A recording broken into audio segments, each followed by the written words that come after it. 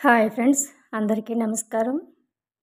Doctor Vedavyas గారు అందించినటువంటి శంబలా ప్రభువు అనే గ్రంథాన్ని స్వాధ్యాయం చేసుకుంటున్నాం ఫ్రెండ్స్. మరి దానిలో భాగంగా 40వ అధ్యాయం శంబల ఎక్కడ. ప్రపంచంలోని మత గురువులందరూ కూడా గౌతమ బుద్ధుడు, ఇంకా ప్రవక్త జోరాస్టరు, యవనుల శాసనకర్త అయినటువంటి మోసెస్ ప్రవక్త, యేసుక్రీస్తుగా యూరప్లో ప్రచారం కాబడినటువంటి యోగి ఈసా మత గురువు, ఇంకా సిక్కు మత గురువు గురునానక్ మహాశయుడు, ఇంకా అనేకులు రహస్య మార్గాల ద్వారా హిమాలయాలలో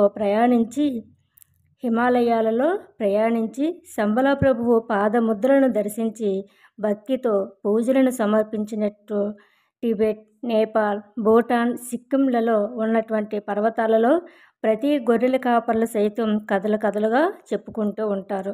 ఈ యొక్క శంబలా ప్రభువు అంటూ ఇప్పటికీ కూడా టిబెటన్ భాషలో రిగ్డెన్ గ్యాపో అని పిలిచే శంబలా ప్రభువే మహాయాన బౌద్ధ మతంలో మైత్రేయ బుద్ధుడుగా, భవిష్యత్తులో రానున్నటువంటి అవతారమూర్తిగా భవిష్యత్ కాలజ్ఞాన గ్రంథాలలో వర్ణించి ఉన్నది.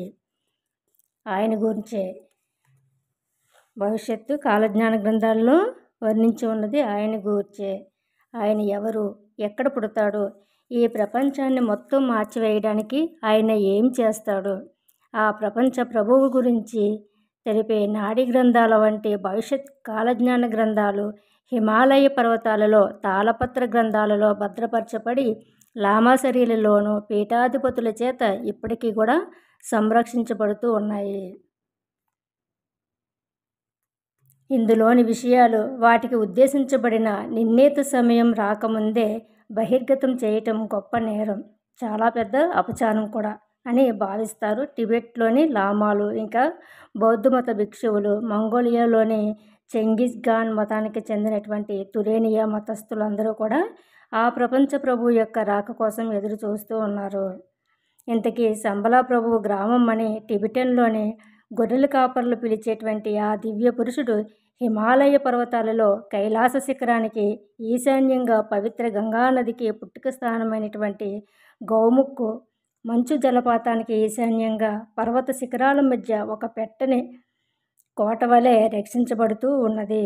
ఒక మారుమూల హిమాలయ పర్వత గ్రామం, దాని పేరే శంబలా. ఈ శంబలా గ్రామం హిమాలయ పర్వతాలలో ఎక్కడ ఉన్నదో తెలుసుకోవాలని రష్యన్, జర్మన్, బ్రిటిష్ రహస్య పరిశోధక బృందాలు 1810వ సంవత్సరం నుంచి 1940 వరకు కూడా రహస్యంగా పరిశోధిస్తూనే ఉన్నాయి. ఆ రహస్య పరిశోధనల నివేదికలు కూడా యూరప్లోని లైబ్రరీలోనూ క్రైస్తవ మతాధిపతులు, రోమన్ కేథలిక్ పీఠాధిపతి పోప్ పీఠం అయినటువంటి వాటికన్ నగరంలోని రహస్య గ్రంథాలయంలో ఇప్పటికీ కూడా దాచబడి ఉన్నాయి. చాలామంది పోప్ పీఠాధిపతులకు కూడా ఈ నివేదికల గురించి తెలుసు. హిమాలయ పర్వతాలలో యోగి ఈసా పర్యటన గురించి ఇంకా కూడా దాని గురించి కూడా వారికి తెలుసు. రహస్య కాగితాలలోని విలువైన సమాచారం యూరోపియన్ దేశాల పోలీస్ శాఖ వారు, మిషనరీల వంటి సంస్థలు అనేక మందిని నోరు విప్పకుండా తాళం వేశారు. అయినప్పటికీ విదేశాలలోని రహస్య గ్రంథాలపై పరిశోధన చేసే వారికి శంబలను గూర్చిన అనేక రహస్యాలు ఆశ్చర్యంలో ముంచెత్తేవి ఎన్నో ఉన్నాయి. వాటి కోసమే ఇంగ్లాండ్ మొత్తానికి కూడా ఎటువంటి రహస్యమైనా సరే సాధించగల గొప్ప అపరాధ పరిశోధకుడు, గూఢచారి అయినటువంటి చార్లెస్ బెల్ ఈ హిమాలయ సాహస బృందం వెనుక ఉండి నడిపించేటువంటి రహస్యం ప్లాన్ ప్రకారం ఈయన బ్రిటిష్ ప్రభుత్వానికి ఒక రహస్య నివేదిక కూడా పంపించాడు.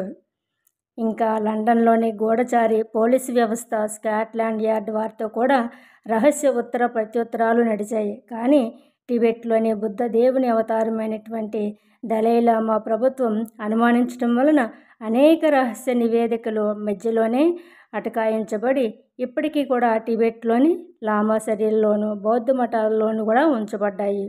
ఇవి ఇప్పటికీ కూడా దలైలామా కంటే పూర్వీకుడైనటువంటి 13వ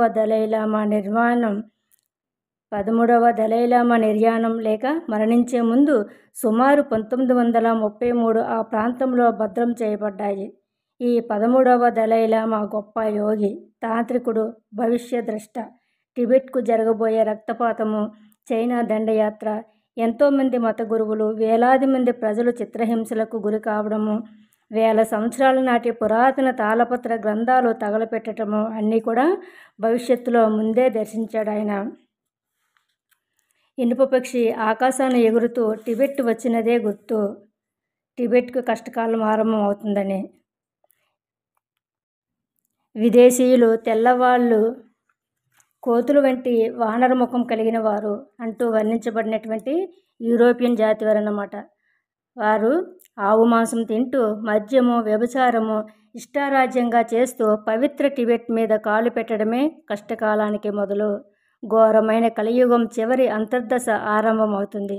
ప్రపంచ యుద్ధాలలో కోట్లాది మంది జనాన్ని నశింపచేసి భూమిని రక్తపాతంలో తడుపుతారు. ఎక్కడ ఎవరికి కూడా మనశ్శాంతి అంటే ఉండదు. కుటుంబాలకు రక్షణ ఉండదు.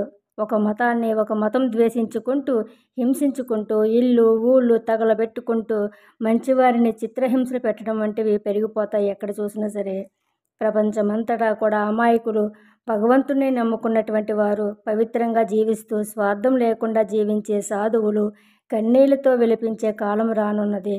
ప్రపంచమంతా కూడా ఈ బాధలు తట్టుకోలేక గోలుగోలున విలిపిస్తూ, భగవంతుడా నువ్వే దిక్కు, రక్షించు రక్షించు అంటూ ప్రతి వారు కూడా విలిపించినప్పుడే శంబల ప్రభువు భూమికి వస్తాడు.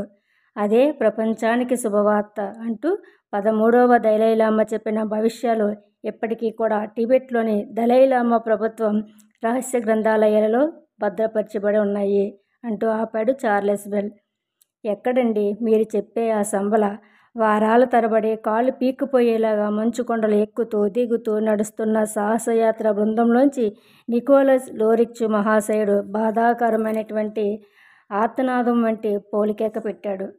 ఆయన అరిచిన కేక హిమాలయ పర్వతాలలోని లోయంతా కూడా ప్రతిధ్వనించింది సమాధానంగా. ఎవరిని అడుగుతున్నారు మీరు? ఇక్కడ సమాధానం చెప్పటానికి ఎవరున్నారు మీ ప్రశ్నకు అంటూ తన వైపున గట్టిగా దమ్ములాగి పొగ పీల్చి వదిలాడు గూఢచారి చక్రవర్తి అయినటువంటి చార్లెస్ బెల్ వింతగా చూస్తూ. ఇది మనం తవ్వి తెలుసుకోవలసిన రహస్యం కదా, తొందరపడకండి. ముందుగా మనం ఆ స్ఫటిక పర్వతం ఎక్కడ ఉందో వెతికి పట్టుకోవాలి. అన్నీ కూడా దానితోనే ముడిపడి ఉన్నాయి అంటూ ఒక గుడారంలో టేబుల్ మీద తన ఎదురుగా పరిచి ఉన్నటువంటి పర్వతాల చిత్రపటాన్ని పరిశీలిస్తూ అంటాడు చార్లెస్ బెల్ మహాశయుడు. ఇక 41వ అధ్యాయం స్ఫటిక పర్వతంలోకి దారి. మా హిమాలయ పర్వత యాత్రలో మిగతా 3 రోజులు కూడా కార్యక్రమం ఒకటేలా నడిచింది. ఉదయాన్నే లేవటం, కాలకృత్యాల తర్వాత పింగాణి మొగ్గులో వేడివేడి హిమాలయన్ టీతో పాటు కడుపు నిండా ఫలహారం సేవించి అది అరిగేదాకా మధ్యాహ్నం వరకు కూడా మంచు కొండలు ఎక్కడం దిగడం. మధ్యలో కన్నులు మిరుమిట్లు గొలిపే వెలుతురుతో ఎండగానో లేక చీకట్లు కమ్ముకు వచ్చేటువంటి మేఘాలు ధారపాతంగా వర్షించడమో, సాయంత్రానికల్లా ఒక చోట క్యాంపు చేసుకొని కాసేపు విశ్రాంతి, రాత్రి వేడిగా భోజనము, మంచు కొండల మించి వీచే చలిగాలికి రక్షణగా వెచ్చటి ఉన్ని రొగ్గుల్లో ఒళ్ళు మరిచి నిద్రపోవటం. దానికే సరిపోయేది మా శక్తి అంతా కూడా. మిగతా ఇంకా దేనికి ఓపిక ఉండేది కాదు. దీనికి ఒక ప్రత్యేక కారణం కూడా ఉండవచ్చని తోస్తుంది. హిమాలయ పర్వతాలలో ముందుకు ప్రయాణించిన కొద్దీ కూడా 10,000 అడుగుల ఎత్తును దాటినప్పటి నుంచి గాలి తక్కువైపోతుంది. దానితో పాటు ఆయాసము, ఊపిరి అందకపోవటం మొదలవుతాయి. ఎత్తుకు వెళ్ళే కొద్దీ వాతావరణంలో ప్రాణవాయువు తగ్గుతుంది, గాలి ఒత్తిడి కూడా పడిపోతుంది. దాంతో శరీరంలో రక్తనాళాల్లో ప్రవహించే రక్తపోటు హెచ్చిపోతుంది. దానికి తోటి విపరీతమైన శ్రమపడి నిటారుగా ఎత్తుకి ఎక్కాల్సి రావటం వల్ల గుండె కొట్టుకోవటం కష్టంగా, ఇంజిన్ పంపింగ్ చేసినట్లు రక్తాన్ని తోడవలసి రావటంతో త్వరగా నీరసం, నిస్త్రాణ, బడలిక పెరిగిపోతాయి. ఇవన్నీ కలిసి అలసి డస్సిపోయినటువంటి మా కడుపులో వేడివేడిగా కాస్త భోజనం పడేసరికి మరే విషయాల మీద బుర్ర పని చేయదు. చాలామందికి వెంటనే నిద్ర ముంచుకు వస్తుంది. లేకపోతే నాలాంటి వాళ్లకు ఏదో హిమాలయాల గురించిన పుస్తకాలు, ఇక టిబెట్ చరిత్ర, యాత్రా దర్శిని వంటి పుస్తకాలు చదువుకుంటూ పడుకోవటం. ఇలా గడిచిపోయింది ఈ 3-4 రోజులు కూడా. ఆ తర్వాత దొరికింది కాస్త విశ్రాంతి, విరామం. అందరూ కూడా ఏకగ్రీవంగా తీసుకున్న నిర్ణయం మా యాత్రలో కాస్త ఒకరోజు ఆట విడుపుగా సెలవు దినం అంటే విశ్రాంతిగా గడపాలని. ప్రయాణం, సాహసయాత్ర అన్నీ నిలిపివేసి 24 గంటలు చిల్లర దెబ్బలు, గాయాలు, కీళ్ళనొప్పులు వంటి శరీర బాధలకు అమృతాంజనం వంటివి మర్దన చేసి ఎండలో కూర్చొని విశ్రాంతిగా గడపడం. దానికి తోడు పేరుకుపోయినటువంటి మురికి బట్టలను వెతికి శుభ్రం చేసుకోవటం. ఇంకా మా మంచు ప్రయాణంలో అవసరమయ్యేటువంటి పరికరాలు, మంచుగొడ్డలి, అవసరమైనటువంటి పరికరాలైనటువంటి మంచుగొడ్డలు, మంచు ఇసుకలో నడిచే బూట్లు, తుపాకీలకు కాస్త చిల్లర రిపేర్లు చేసుకోవటం, శుభ్రం చేసుకోవటం. అలా శరీరానికి విశ్రాంతి ఎప్పుడైతే లభిస్తుందో మనసుకు కూడా అప్పుడే పని తగులుతుంది. సాయంకాలం నీరెండ వెచ్చగా తగులుతూ ఉంటే కప్పులలో వేడివేడి డార్జిలింగ్ టీ, యాలకుల పొడితో దమ్ము చేసినది చప్పరిస్తూ మా మిత్ర బృందం అంతా కూడా విశ్రాంతిగా సమావేశమయ్యాము. అందులో ఎవరు మొదలుపెట్టారో తెలియదు చర్చ. ఎవరో ప్రశ్నించారు ఉన్నట్లుండి, స్ఫటిక పర్వతం అన్న పేరుతో ఈ హిమాలయాలలో రహస్య ఆధ్యాత్మిక కేంద్రం వంటిది ఎక్కడ ఉన్నదో దయచేసి మీకు తెలిసిన రహస్యాలు చెప్పండి. మీరే మాకు మార్గదర్శకులు. కేవలం కొండలలో నడిచే సాహసయాత్రలో, కాలినడకలో మాత్రమే కాదు, నిజంగా ఆధ్యాత్మికంగా మీ నుంచి ఎన్నో తెలుసుకోవలసిన ఆధ్యాత్మిక రహస్యాలు, గాథలు, దైవ రహస్యాలు ఈ దేవతాస్థానమైనటువంటి హిమాలయాలలో ఎన్నో ఉండి ఉంటాయి. అవి మీలాంటి వారు మాకు దయచేసి చెప్పకపోతే ఇక మాకు తెలిసే మార్గం ఏముంటుంది అంటూ ఒక దీపారాధన వత్తిని సన్నగా దీపంలా వెలిగించినట్లుగా చర్చను ప్రారంభించింది. ఎవరో సరిగ్గా గుర్తులేదు కానీ మరుక్షణమే అందరం కూడా అత్యంత ఆసక్తికరమైన చర్చలో తలమునకలుగా మునిగిపోయాం. అందరము కూడా తల ఒకటి మాట్లాడుతూ గోలగోలుగా చెప్పసాగారు. ఒక్కసారి చివరికి అతి కష్టం మీద అదుపు చేస్తే మేము అడగవలసిన ప్రశ్నలు ఒక్కొక్కరినే వెయ్యమని ప్రశ్నలు ఒకటి తర్వాత ఇంకొక ప్రశ్న అడగాలని నిశ్చయించాం. మొదటి ప్రశ్నకు సమాధానంగా నెమ్మదిగా ఆకాశం వంక చూస్తూ ఏదో అగాధమైనటువంటి విషయాన్ని గుర్తు చేసుకున్నట్లుగా తన సమాధానం మొదలుపెడుతున్నటువంటి లామా గురుదేవులు, స్ఫటిక పర్వతం అంటే మీ ఉద్దేశం ఏమిటి? తాజ్మహల్ లాగా ఎవరైనా మహారాజో లేక మత గురువో ఈ హిమాలయాలలో నిర్మించిన స్తూపం లాంటిదనా? లేక అసలు స్ఫటిక పర్వతం అంటే మీకున్నటువంటి అభిప్రాయం ఏమిటి సాహసయాత్రిక మహాశయ అని అడుగుతారు లామా గురువు. నాకు తెలిసింది మీకు విశదంగా చెబుతాను. భూగర్భ శాస్త్రజ్ఞులు రాళ్లను రకరకాలైనవి పరిశీలించి గాజులాగా ఇటు నుంచి అటువైపుకు నిర్మలంగా కాంతిని ప్రసరింపచేసేటువంటి రాళ్లను స్ఫటికం అంటారు.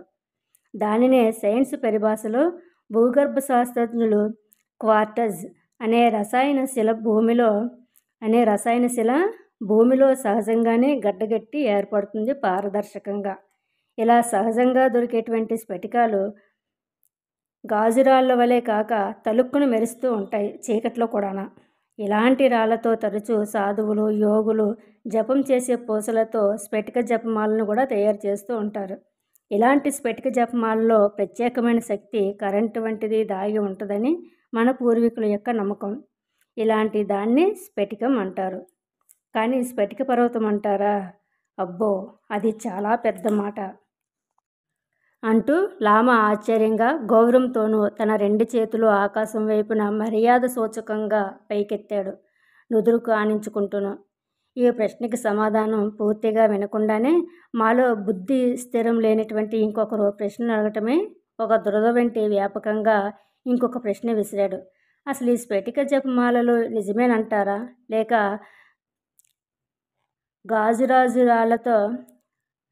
గాజురాళ్లతో మందు సీసాలు తయారు చేసినట్లు బల్ల మీద కాగితాలు ఎగిరిపోకుండా పెట్టేటువంటి పేపర్ బరువు లాంటి గాజు వస్తువేనా అంటాడు పాటియాల యువరాజా ఆధ్యాత్మిక విషయాల్లో తనకి పరిపాకం లేని తేలిక ప్రశ్నలతోటి. అసలు నిజమైన స్ఫటికాలకు గాజురాళ్లకు తేడా తెలుసుకోవటం ఎలాగా? మీలాంటి అనుభవజ్ఞుల నుంచి వినాలని ఎప్పటి నుంచో కోరికగా ఉన్నది అన్నాడు. మొదటి ప్రశ్నకు సమాధానం పూర్తి కాకుండానే ఇంతలో మళ్ళీ ఇంకొకరు అడిగారు అలాగనే. అప్పుడు లామా పురోహితుడు కాస్త అసహనంగా నుదురు చిట్లించి చిరాకుగా చూస్తూ పైకి మాత్రం సౌమ్యంగా అన్నాడు, తనని తాను నిగ్రహించుకుంటూ. మీలో ఒక ప్రశ్నకు సమాధానం పూర్తిగా వినే ఓపిక ఉన్నవారికే నేను కష్టపడి సమాధానం కోసం వెతుకులాడటం అవసరం కదా. దానితో అందరూ కూడా చప్పగా చల్లారిపోయారు. ఇంకా తమ తప్పుని గుర్తించినట్లుగా ఫీల్ అవుతున్నాం. స్ఫటికానికి రంగురాళ్లకు తేడా తెలియనివాడు లేత బుర్ర అనుకోవాలి. అంటే నా భావం, జీవితంలో అనుభవం, సాధన, పెద్దలకు సేవ చేసే అవకాశం కలిగి విన్న ప్రతి విషయాన్ని కూడా లోతుగా ఆలోచించే నిదానం కలిగినటువంటి వ్యక్తికే జీవితంలో పరిపాకం లభిస్తుంది. అది ఎలాగో అంటే, మనం బజార్లో కొబ్బరి బొండం కొట్టించి నీళ్లు తాగుతున్నాం. అందులో లేత కొబ్బరి లభిస్తుంది. అలాగే టెంకాయ ముదిరితే కొబ్బరి నూనె తీసే ఎండు కొబ్బరి లభిస్తుంది. అలాగే కురుడి కూడా తయారవుతుంది. మన తలలోని మెదడు కూడా అంతే. కురుడికాయ పెంకుకు అంటుకోకుండా కాయలోనే ఉంటూనే విడిగా ఉన్నట్లే శరీరంలోనే ఉంటూ దానికి అంటకుండా వైరాగ్యంగా జీవిస్తాడు. జీవించి ఉండగానే అతనే ముక్తి పొందేటువంటి జీవన్ముక్తుడు. ఆలోచన తగినంత ముదిరితేనే మనిషి మెదడు, మనస్సు కూడా ముదురుతాయి అనుభవంతో. అనుభవం లేని వారు నిదానంగా ఆలోచించరు.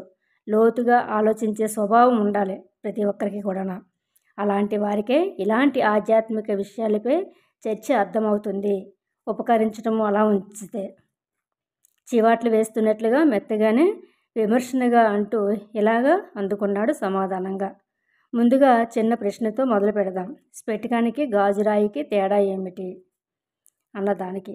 స్ఫటికం సజీవమైంది, గాజురాయ ప్రాణం లేనిది, నిర్జీవం. అంటే స్ఫటికంలో ఒక కరెంటు వంటి అయస్కాంత శక్తి, ఆకర్షణీయమైనటువంటి తేజస్సు దాగి ఉంటాయి. అది ఎలా తెలుస్తుంది అంటే, మళ్ళీ ఓ తెలివి తక్కువ ప్రశ్న. అందరం చిరాగ్గానూ అసహనంతోనూ చూసాం అతని వంక. ఆ వ్యక్తి వెంటనే తలదించుకున్నాడు. స్ఫటికంతో చేసినటువంటి పూసలు చీకట్లో కూర్చొని ఒకదానికి ఇంకొకటి గట్టిగా తాకించితే నిప్పిరవ్వలు చిటపటా కనిపిస్తాయి. ఇది మొదటి గుర్తు. స్ఫటికం సజీవం అన్నాను కదా, ఇది రెండవ గుర్తు. అంటే స్ఫటికంలో ప్రాణం ఉంటుంది, సాలగ్రామ శిల మాదిరిగా. రంధ్రం చేసి కన్నం పొడవని స్ఫటికం ప్రాణశక్తితో గుండ్రంగా తిరుగుతుంది, సాలగ్రామ శిల మాదిరిగా. గాజురాలలో ఎలాంటి సజీవమైన శక్తి ఉండదు. ఎందుకంటే గాజు నిప్పులో కాల్చిన ఇసుకను కరిగించి రసాయనికంగా తయారు చేసినటువంటి నిర్జీవమైన పదార్థం కాబట్టి. స్ఫటికంలో ఇంకొక రహస్యం కూడా దాగి ఉంది. ఏమిటంటే, సజీవమైన స్ఫటిక శిల నుంచి అయస్కాంత తరంగాల వంటి ఆధ్యాత్మిక తరంగాలు, రేడియేషన్ లాంటి అప్రకాశమైనటువంటి కాంతి కిరణాలు ప్రసరించినట్లు ఆకాశంలోకి వ్యాపిస్తాయి. అందుకే ఈ స్ఫటికానికి మనిషి మెదడు మీద, మనస్సు పైన, మన శరీరంలోని ప్రాణశక్తి మీద గొప్ప విద్యుత్ వంటి ప్రభావం కలిగి ఉంటుంది. అందుకే వైద్య శాస్త్రంలో కూడా డాక్టర్లు క్యాన్సర్ వంటి అసాధ్యమైనటువంటి రోగాలు చికిత్స కోసం ఈ స్ఫటిక శిలను ఉపయోగిస్తూ ఉంటారు. ఈ సంగతి మన ప్రాచీన ఋషులకు, యోగులకు ఇంకా అనేక వేల సంవత్సరాల క్రితమే తెలిసినటువంటి రహస్యం. అందుకే స్ఫటికాలను పూజా వస్తువులుగా భావించారు. మీలో చాలామంది చూసే ఉంటారు, స్ఫటికంతో చేసిన శివలింగాలు, ఇంకా గణపతి విగ్రహాలు వంటి పవిత్ర పూజా వస్తువులు అనేక శంకర పీఠాల్లో కూడా అభిషేకించి పూజిస్తూ ఉంటారు. వాటి నుంచి జ్ఞానశక్తి తరంగాలు మన శరీరంపై ప్రవహించి ప్రాణశక్తి ప్రసారాన్ని ఉత్తేజపరిచి శరీరానికి శక్తి వంటిది ప్రసారం చేస్తూ ఉంటుంది. నియమనిష్టలు పాటించే వారికి, మద్యమాంసాలు, స్త్రీ వ్యసనం లేని వారికి, యోగులకు, బ్రహ్మనిష్ట గరిష్ఠులకు ఈ స్ఫటికాలు ఆత్మను ఉత్తేజపరిచి జ్ఞానశక్తిని, ఆధ్యాత్మిక సాధనను ప్రకోపింపచేస్తాయి. అందుకనే హిమాలయాల్లోని అనేక లామా శరీరంలోనూ, టిబెటన్, మంగోలియన్, జపనీస్, చైనా దేశాల్లోనూ కూడా స్ఫటికాలను పూజించి గౌరవిస్తూ ఉంటారు, ఇక నమస్కరిస్తారు. ఎందుకంటే స్ఫటికం ఆధ్యాత్మిక కేంద్రం. ఒక స్ఫటిక జపమాలలోని స్ఫటిక పూసకి అంత శక్తి ఉంటే, ప్రపంచంలోకెల్లా ఎత్తైన హిమాలయ పర్వతాలలో సహజంగా స్ఫటికంతో ఏర్పడినటువంటి స్ఫటిక పర్వతం కనుక ఉంటే ఇంకా చెప్పేదేముంది. లామా మహర్షి ఒక చిన్న ప్రశ్న అడగవచ్చా అంటూ అలెగ్జాండర్ నోటోవిచ్ సౌమ్యంగా అడుగుతాడు. అడగండి అన్నారు సౌమ్యంగా లామాగారు కూడా. స్ఫటిక పర్వతం వాటిలోని గాజు వంటి లక్షణం వల్లనే మనిషి వాటిని విలువైన వస్తువులుగా భావిస్తున్నాడా? అసలు ఈ స్ఫటికంలో విశిష్టత ఇంకేమైనా ఉందా? వేదాంత పరంగా, ఆధ్యాత్మిక పరంగాను అనేసి అడుగుతాడు. స్ఫటికం కాంతిని ప్రసారం చేస్తుంది తనలోంచి. అందుకే స్ఫటికం నిర్మలత్వానికి, స్వచ్ఛతకు గుర్తు. మనస్సు నిర్మలమైతే అది జ్ఞానానికి సూచన కదా. మన మనసు నిర్మలంగా ఉంటే కనుకైతే అదే జ్ఞానానికి సూచన కదా. అలాగా మనసు ఎప్పుడైతే నిర్మలమైతే ఆ తర్వాతే నిశ్చలం అవుతుంది. అది ఎలాగంటే నీళ్లు స్ఫటికంలాగే నిర్మలం, కానీ చంచలం అంటే క్షణం సేపు కూడా గాలికి కదలకుండా అలలు లేకుండా నిశ్శబ్దంగా ఉండలేవు. అలా నిత్యం కదిలే నీటి వంటిది మనస్సు. మనస్సు నిర్మలమైతే నిశ్చలం అవుతుంది. నిశ్చలము నిర్మలము అయినదే స్ఫటికము. అందుకే స్ఫటికము చంచలం కాదు, నీళ్ల వలె. అంటే స్ఫటికం అచలం, కాలానికి చలించదు, కాలంలో మారదు. నిశ్చల సమాధి స్థితిని చేరినటువంటి బుద్ధి స్ఫటికంతో సమానం. అందుకే స్ఫటిక శివలింగానికి అంత ప్రత్యేకత ఉంటుంది. మంచులింగం అమరత్వానికి ఎలాంటి గుర్తో, అమరనాథుని గుహలో శ్రావణ పూర్ణిమ నాడే మంచులింగం ఎలా ఏర్పడుతుందో అది యోగ సమాధికి గుర్తు, ఆధ్యాత్మిక సాధనకు సూచిక. అందుకే కర్కాటక రాశిలో వచ్చేటువంటి పౌర్ణమి నాడు, శ్రావణ పౌర్ణమి రోజున ఈ హిమాలయాల్లోని అమరనాథుని గుహలో మంచులింగం సహజంగానే ఏర్పడుతుంది. శ్రావణ పౌర్ణమి పోగానే అది కరిగిపోతుంది. అంటే ఏమిటి దాని అర్థం? భగవంతుని అవతారం ప్రపంచంలో ఎప్పుడో అరుదుగా కానీ ఈ భూమి మీద అవతరించదు. మళ్ళీ ఆధ్యాత్మిక సాధన తెక్కిపోగానే అది మంచులింగంలాగా కరిగిపోతుంది.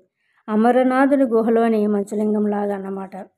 కానీ మన స్ఫటికలింగం అలా కరిగిపోదు. స్థిరంగా శాశ్వతత్వాన్ని పొందినటువంటి ఆత్మ సాక్షాత్కారానికి సూచనగా, ఆత్మ యొక్క నిర్మలత్వానికి గుర్తు. అదేవిధంగా శ్రీచక్రం శక్తికి చిహ్నం. ప్రత్యేకించి స్ఫటిక శ్రీచక్రం శుద్ధ జ్ఞానంతో ఏర్పడినటువంటి శుద్ధ శక్తి స్వరూపిణియగు జగన్మాతకు సూచిక. అదే ఘనీభవించినటువంటి పరాశక్తి, అంటే పారదర్శకమైనటువంటి నిర్మలమైన శక్తి. అటు జ్ఞానశక్తిలో ఉన్న నిర్మలత్వము, ఇటు క్రియాశక్తికి ఉన్నటువంటి సామర్థ్యము రెండూ కలిగి శక్తిలో సామాన్యంగా ఉండేటువంటి దోషాలైన అహంకారము, గర్వము లేనట్టి దైవత్వము. కాబట్టే శుద్ధశక్తి స్వరూపమైన ఆది పరాశక్తికి చిహ్నం. అది అలా ఉంచండి. అచలం అనగా చలనం లేనిది. నిశ్చలం అంటే దానికి కొండ అని కూడా అర్థం. పర్వాలు కలిగింది గనక పర్వతం. కాలచక్రంలో పౌర్ణమి, అమావాస్యలే పర్వాలు.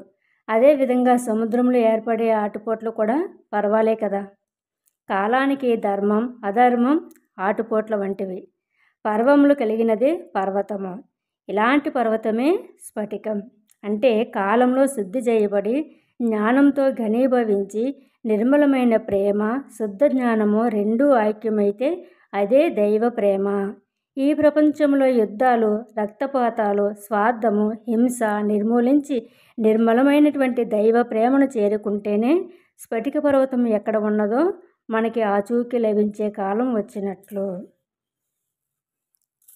అదే శుద్ధ సత్యయుగంలోని సత్యకాలం యొక్క అంతర్దశ. ఇది రాబోయే కలియుగాంతం తర్వాత వస్తుంది అంటూ ప్రసంగిస్తున్నటువంటి లామాకు అడ్డు తగిలారు మాలో ఎవరో మరొకరు. అది పరమాత్మ భూమి మీదకి వచ్చే కాలమా? గర్వంతో మా అందరి వంక చూశాడు. తానేదో పెద్దగా తెలివైన ప్రశ్న అడిగాననేసి అనుకుంటూ. అయితే పరమాత్మ భూమి మీద లేడా? ఉన్నాడు. మళ్ళీ చెప్తున్నాడు. అయితే పరమాత్మ భూమి మీద లేడా? కానీ ఉన్నాడు. కానీ మనుషుల్లో డబ్బుపై కాపీనం, స్వార్థం ఉన్నంత కాలము కూడా ఆయన మనకి కనిపించడు. అంటే ప్రపంచమంతటా కూడా శాంతి రావాలి. సంబల అనే మాటకు సంస్కృతంలో సం అంటే శాంతి, బల అనగా బలం. అంటే శాంతియే ఆత్మబలం. ఈ రెండు మనిషిలో ఆవిష్కరించినప్పుడు శాంతియే బలం ఆత్మకి అక్కడే ఉంటుంది. ఎప్పుడు వస్తుంది? సంబల అనే మాటకు సంస్కృతంలో సం అంటే శాంతి, బల అనగా బలం. అంటే శాంతియే ఆత్మబలం. ఈ రెండు కూడా మనిషిలో ఎప్పుడైతే ఆవిష్కరిస్తాయో అప్పుడే భూమి మీదకి సంబల ప్రభు అనే ఆయన వస్తారని చెప్పేసి మనము తెలుసుకోగలమని చెప్తున్నారు ఇక్కడ. సం ప్లస్ బల = సంబల, సం ప్లస్ కర శంకర అన్నట్లుగా శాంతియే బలం ఆత్మకి. అక్కడే ఉంటుంది భూమి మీద దైవశక్తి. మనస్సు ఆలోచన లేకుండా నిర్మల స్ఫటికంలా ఘనీభవించినప్పుడే మానవుని యొక్క ఆత్మలో దైవశక్తి కలుగుతుంది. అదేవిధంగా జ్ఞానంతో బుద్ధి ఐక్యమైతే అదే స్ఫటిక శ్రీచక్రం. అంటే మామూలు మాటల్లో చెప్పాలి అంటే నిర్మలమైన నిశ్చల సమాధి వంటి దైవత్వం ఈ భూమి మీదకి దిగినప్పుడే అచలంగా అదృశ్య రూపంలో ఉన్నది ప్రత్యక్షంగా కనిపించే కాలం వస్తే అప్పుడు కనిపిస్తుంది స్ఫటిక పర్వతం. ఇదే శాంతితో కలిగే బలం, సంబలకు ద్వారం, కలియుగాంతానికి అంత్యభూమి. మరి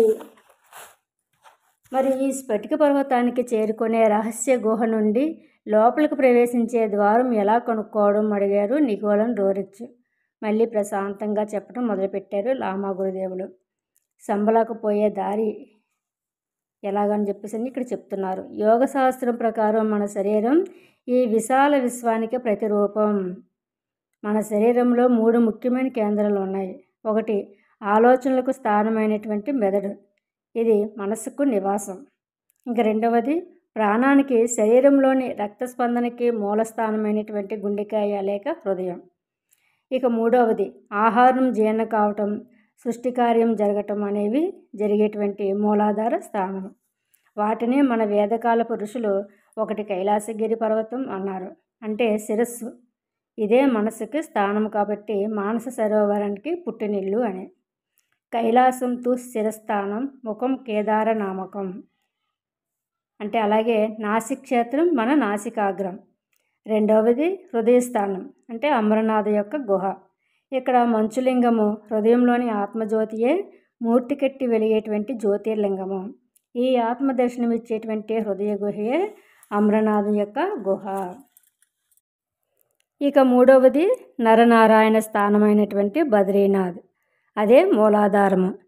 ఇక్కడ నుంచే మలమూత్ర విసర్జన, మానవునికి సృష్టి కార్యక్రమములు, కామకోటి కేంద్రము. ఈ రెండు కూడా ఒకే తాడు నుండి పుట్టినటువంటి 2 కొనలు, 2 కొసలు. నరనారాయణుల వలె ఒకటి వేడి నీటి జలపాతంగాను, రెండవది మంచు కరిగినటువంటి చన్నీటి జలపాతంగాను.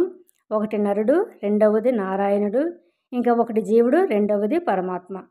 ఇవి కేవలం కొన్ని మాత్రమే చెప్పే ఈ విశ్వం మన శరీరానికి ప్రతిరూపమని చెప్పే ఉదాహరణలు. అయితే ఇందులో చిత్రం ఒకటి ఉన్నది. మనకి బుద్ధినిచ్చే కేంద్రం శరీరంలో ఎక్కడా కనిపించదు. అలాగే మన శరీరంలో ప్రాణం ఎక్కడ పుడుతుంది, ఎక్కడ ఉన్నది అనేది ప్రత్యేకంగా చెప్పబడలేదు. శరీరం అంతా కూడా రక్తం ప్రవహించినట్లే ప్రాణం, శ్వాస, వేడి శరీరం అంతా కూడా వ్యాపించి సూర్యచంద్ర నాడుల రూపం శుక్ల కృష్ణ పక్షాల కాలచక్రం రూపంలో కనబడుతూ ఉంటుంది. నిజానికి మోక్షం కలిగించేదే నిర్మల జ్ఞానం మాత్రమే. నిజానికి మోక్షం కలిగించేది నిర్మల జ్ఞానం మాత్రమే. ఈ నిర్మల జ్ఞానానికి చిహ్నమే స్ఫటిక పర్వతము. ఇది శిరస్సులో నడినెత్తిన ఉండేటువంటి సహస్రారానికి హిమాలయ శిఖరాలలోనే సహస్రార కేంద్రం వంటిదైనటువంటి సంబలకు దారి చూపించే మార్గం. యోగులు ధ్యానం చేసే కేంద్రంగా 2 కళ్ళ మధ్యగా ఉన్నటువంటి భ్రూమధ్యం నుండి నిటారుగా పైకి ప్రయాణించి తల శిఖరాన ఉన్నటువంటి సహస్రారానికి పోయే దారే సంబలకి పోయే రహస్య మార్గం. సహస్రార చక్రంలో వెలిగే నవరత్నాల కాంతులను వెదజల్లేటువంటి వెలిగే స్ఫటిక పర్వతం మీద పడి వెలిగే సంబల ప్రభువుని దివ్య కాంతులు, జ్ఞాన కిరణాలు. ఇది తెలుసుకున్నప్పుడే కల్కి అవతారం భూమికి ఎప్పుడు వచ్చేది అంటే మనిషిలో జంతు లక్షణాలతో పాటు దైవ లక్షణాలు దానవత్వంలో మానవత్వం లేక మానవత్వంలో దైవత్వంలా కనిపిస్తాయి. శరీరంలో వెన్ను నుండి నిటారుగా పైకి, గొంతు నుండి నోటిలోనికి తూర్పుగాను, గొంతులోంచి శ్వాసనాళం వెనుకగా తల నుంచి 2 కళ్ళ మధ్యకి చేరుకునే కాలవ, గంగా యమునలు కలిసి ప్రయాణించే విష్ణు రుద్ర ప్రయాగల సంగమ స్థానం. దీనిని బట్టి బుద్ధిమంతుడైన వాడు తన బుద్ధిని ఉపయోగించి సంబలకు మార్గం కనిపెట్టాలి. మన శరీరంలో ప్రయాణించే దిక్కులే బయట హిమాలయ పర్వతాల్లోనూ ఉంటాయి. అదే దిక్కులకి మనమంతా కూడా ప్రయాణిస్తాము. అయితే దీనికి దగ్గర మార్గాలు ఉన్నాయి. వాటికే సద్యోముక్తి, క్రమముక్తి అని పేరు. అనేక జన్మలలో క్రమంగా సాధించే ముక్తి క్రమముక్తి. అలా కాక ఒకే జన్మలో ఒక్కసారిగా సాధించేటువంటి ముక్తి సద్యోముక్తి అని ఇలా 2 రకాల మార్గాలు అంటూ ఆ యోగి లామా మహర్షుడు తన ఆధ్యాత్మిక ప్రసంగాన్ని హిమాలయ పర్వతాల్లో దాగినటువంటి సంబల మార్గానికి ముడిపెట్టి జటిలంగా ఘాటుగా ఉపన్యసించారు.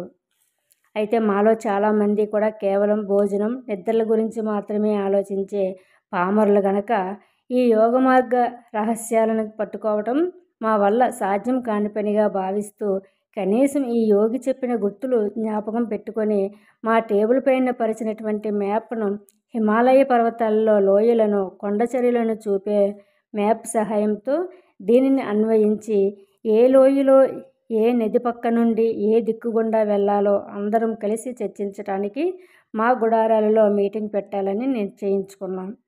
పగలంతా బరువైన మా సామాన్లు మోసుకుంటూ హిమాలయ పాదపీఠంలో లోయలు కొండలు దాటుకుంటూ నడిచొచ్చిన ప్రయాణ బడలికలో ఉన్నటువంటి మేము సాయంత్రం చలిగాలి తగలకుండా వెచ్చగా ఉండేలాగా వేసినటువంటి మా గుడారాల్లో మీటింగ్ పెట్టుకొని చర్చించాలని నిశ్చయించుకున్నాం.